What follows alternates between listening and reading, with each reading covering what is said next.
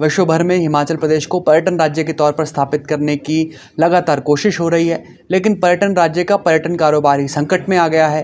हिमाचल प्रदेश में लगातार हो रही आपदा की वजह से यहाँ पर्यटकों की आमद ना के बराबर हो गई है। चहलकदमी तो है, लेकिन चहल पहल गायब। नमस्कार, आप देख रहे हैं एबीपी लाइव और मैं हूं आपके साथ अंकुश डोभाल। हिमाचल प्रदेश में पर्यटन कारोबार बुरी तरह प्रभावित हो चला है और जिस पर्यटन कारोबार की 7% से ज़्यादा हिस्सा जीडीपी में है, वो बुरी तरीके से प्रभावित हुआ है। हमारे साथ बात करने के लिए महेंद्र सेठ हैं, पर्यटन कारोबारी हैं। सर, ये आपदा हुई, तबाही हुई, ये तस्वीरें देखकर देश भर के लोग डर गए। अब पर्यटन कारोबार पर कितना असर आपको नज़र आ रहा है शिमला में, और साथ साथ जो कुल्लू, मनाली, चंबा जो इलाके हैं, कितना प्रभावित हुआ है सर कारोबार? देखिए, ड्यूरिंग जुलाई और अगस्त जो है हमारी ऑक्यूपेंसी वीकेंड्स के अंदर 70 to 80% रहती थी। वो भी डिस्काउंटेड टैरिफ पे रहती थी, नो डाउट, मगर आज वो घट के बहुत कम हो गई है। और करोड़ों रुपए का नुकसान जो है ना केवल पर्यटन से जुड़े व्यवसायियों का हुआ है, सरकार का भी साथ साथ हो रहा है। तो ये जो नुकसान है, तो डेफिनेटली बहुत ज़्यादा नुकसान है। सर, शिमला आने वाला जो रास्ता है, जब हम कालका से शिमला की तरफ आते हैं, जब गाड़ी चल रही होती है या बस में सफ़र कर रहे होते हैं, तो असुरक्षा का एक भय डर रहता है दिमाग में कि कब पहाड़ दरक जाए, कब चट्टान खिसक कर आ जाए। उसको बड़ी वजह मानते हैं क्योंकि एनएच लगातार बंद हो रहा है। ये चक्की मोड़ का मामला तो राष्ट्रीय स्तर पर गूंज रहा है कि चक्की मोड़ बंद हो गया, चक्की मोड़ खुल गया। तो ये लगता है कि जो असमंजस की स्थिति है, ये भी एक बड़ा असर डाल रही है। डेफिनेटली जब कोई भी पर्यटक जो आता है, वो जो प्लान टूरिस्ट आता है, जो बुकिंग्स करके आता है, वो हर इस एंगल को अपने माइंड में रखता है कि मैं वहाँ सुरक्षित पहुँचूँ, वहाँ पर जहाँ पर मैं ठहर रहा हूँ वहाँ प्रॉपर सुरक्षा होनी चाहिए। डेफिनेटली जो है ये बार बार जो यहाँ पर लैंडस्लाइड हो रहा है वहाँ पर चक्की मोड़ पे, चाहे वो अब हम कहें कि नहाई की जो उन्होंने जो प्लानिंग की थी दैट वाज इल प्लान्ड, और चाहे आप उसको कहें कि उनकी लापरवाही से ये हुआ या ज़्यादा कटिंग हो गई, तो डेफिनेटली उसका इम्पैक्ट पड़ रहा है। पर मैं समझता हूँ कि बड़ी जल्दी, बिकॉज जैसे आपने कहा कि राष्ट्रीय स्तरीय पर ये सारी गूंज गया है, मैं समझता हूँ कि बहुत जल्दी जो है रिस्टोर कर लिया जाएगा। कम से कम एक लेन अगर उसकी रिस्टोर प्रॉपर हो जाती है तो tourist will start coming. Sir, नुकसान कितना है? क्योंकि फोटोग्राफर से लेकर घोड़ा चलाने वाले, गाइड, होटल वाले लोग और जो लोग इधर उधर आते हैं, अलग अलग लोग टूरिज़्म के साथ जुड़े हुए हैं, तो कितना नुकसान है? क्योंकि घर परिवार का खर्चा उठाना है, बच्चों की फ़ीस देनी है, मकान का किराया देना है, ये सब कितना मुश्किल हो गया है?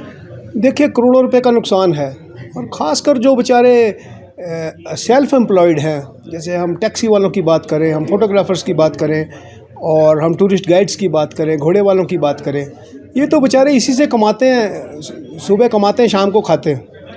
तो उनके लिए तो ये बहुत ही एक ज़्यादा मुश्किल वाला घड़ी है, क्योंकि जब पर्यटक ही नहीं आएंगे तो वो बेचारे कहाँ से अपनी रोजी रोटी चलाएंगे। लोकल तो हमारा इतना इंफ्रास्ट्रक्चर है नहीं है, या कोई इतना ज़्यादा लंबा बिजनेस नहीं है।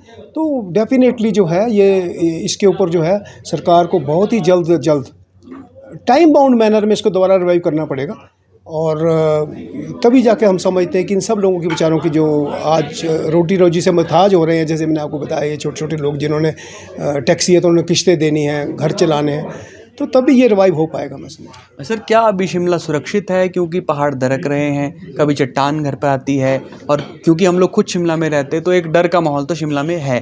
तो अभी क्या पर्यटकों के लिए सुरक्षित माना जा सकता है शिमला को? देखिए, ये दोनों टाइप डिपेंड करता है।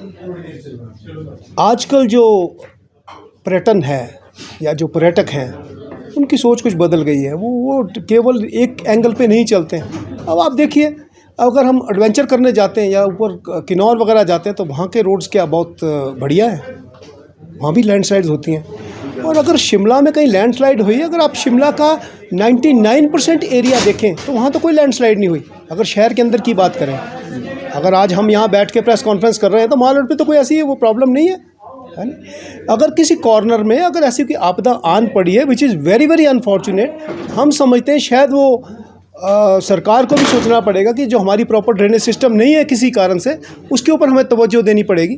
और उसके लिए हम एक सुझाव भी सरकार को देने जा रहे हैं कि पीडब्ल्यूडी विंग के अंदर और एमसी के अंदर एक विंग बनाया जाए, जिसकी केवल और केवल एक ही जिम्मेवारी हो, टू चेक बरसातों से पहले और समर विंटर सीजन होने से पहले कि क्या वो सारी ड्रेन्स वगैरह प्रॉपर ऑर्डर में काम कर रही हैं, क्या वो कोई ऐसे पेड़ तो नहीं है जो, अब देखिए पुराने पेड़ हो गए हैं, एक लाइफ होती है पेड़ों की, आज वो ख़त्म हो रही है लाइफ। मैंने अभी वो 103 नंबर सुरंग के बाद देखा कि क्या इतनी छोटी सी जड़ के कारण ही वो पेड़ गिर गया।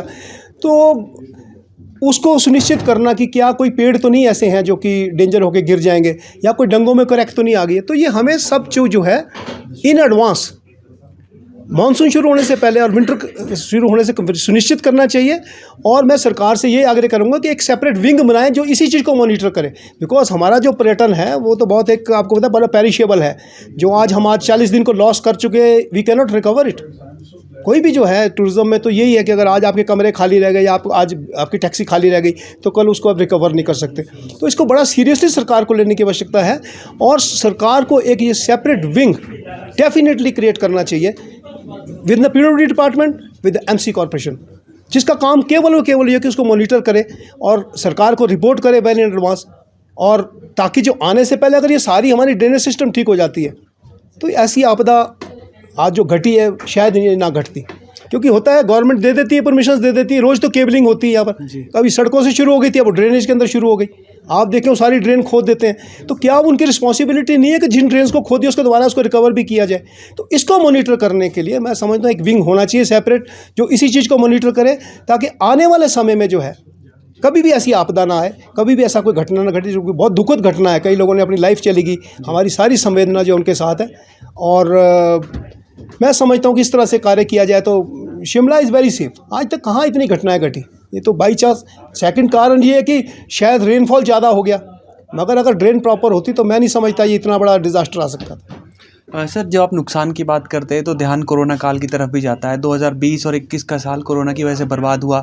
22 में धीरे धीरे रफ्तार पकड़ने लगा। 23 में हमने देखा कि पटरी पर कारोबार आया। लेकिन अब ये जो आपदा हुई इसकी वजह से दोबारा डिरेल हो गया। कितना असर मानते हैं और कितना फ़र्क है कोरोना काल में और इस आपदा काल में?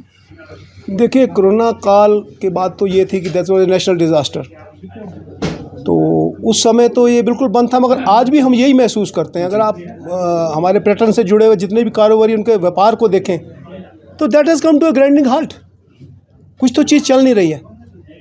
उस समय वो नेशनल डिज़ास्टर थी, आज ये नेचुरल कैलेमिटी है जो कि हमारी सरकार ने आज माननीय मुख्यमंत्री जी ने इसको डिक्लेयर भी कर दिया है स्टेट डिजास्टर। मगर केवल एक हम ये लेकर चलें कि ये नेशनल डिज़ास्टर हो गई या हो गई, तो हमें जो सबसे पहली तो बात है कि जो भी हमारी ड्रेनेज सिस्टम है उसको कैसे हम सुधारें। मैं तो इसी एक चीज़ को मानता हूँ कि अगर हमारी ड्रेनेज सिस्टम प्रॉपर हो तो कहीं भी अगर आप कच्चे पे मकान बना दें और उसका ड्रेन आप वाटर कर देंगे तो मैं नहीं समझता कोई भी लैंडस्लाइड होगा। सर, आपने समय दिया, आपका बहुत बहुत धन्यवाद। हमारे साथ थे पर्यटन कारोबारी मोहिंदर सेठ। और हिमाचल प्रदेश में लाखों ऐसे परिवार हैं जो पर्यटन कारोबार के साथ जुड़े हुए हैं। पर्यटन के ज़रिए ही उनका घर परिवार चलता है और जब पर्यटन कारोबार प्रभावित होता है तो निश्चित तौर पर रोज़ी रोटी भी प्रभावित होती है। रोज़ी रोटी पर संकट पैदा ना हो इसके लिए ज़रूरी है कि जल्द से जल्द शिमला वापसी एक बार उस पटरी पर लौट सके जिस पटरी पर पहले से शिमला था। लेकिन इसमें कितना वक्त लगेगा ये तो समय ही बताएगा। फिलहाल के लिए इतना ही। आप जुड़े रहिए ABP लाइव के साथ।